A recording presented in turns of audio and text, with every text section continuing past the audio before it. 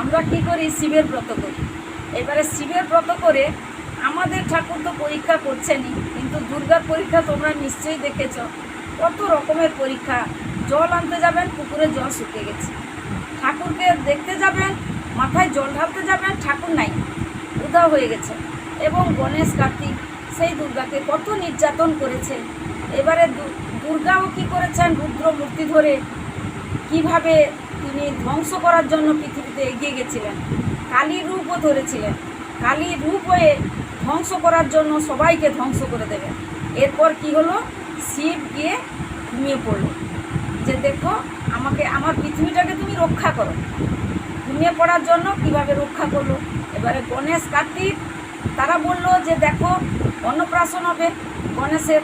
এবারে শনিদেবকে নিমন্ত্রণ করা হলো। শনিদেব তখন বললেন দেখো আমি যদি যাই তাহলে পৃথিবী ধ্বংস হয়ে যাবে, তোমার ছেলে থাকবে না। শিব বললেন ঠিক আছে তুমি চলো, সে দেখা যাবে। তখন এলো, তখন কি হলো, যখন শনিদেব এলেন অন্নপ্রাশনে ধ্বংস হয়ে গেল, কার্তিকের মাথা ধ্বংস হয়ে গেল। তখন কার্তিক বলছি সরি, গণেশের মাথা। তাহলে কি হবে, গণেশের মাথা ধ্বংস হয়ে গেল, কি হবে গণেশ? তখন দেখা গেল উত্তর দিকে মুখ করে কে ঘুমিয়েছে।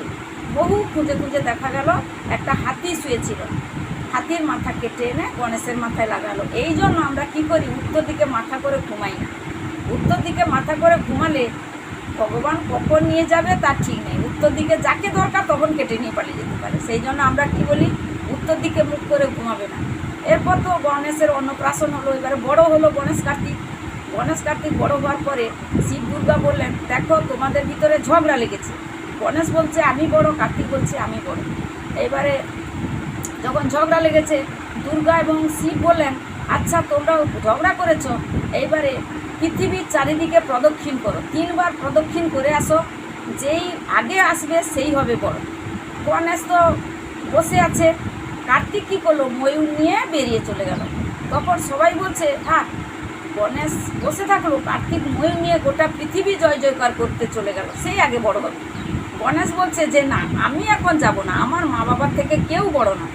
সে উঠে কি করলো, মা বাবার চারপাশে 3 বার প্রদক্ষিণ করে চলে এলো, দিয়ে বসে পড়লো। তখন গণেশ কিছুক্ষণ পরে হাঁটতে হাঁটতে এলো, দিয়ে বললো গণেশ বসে আছে আমি বড়।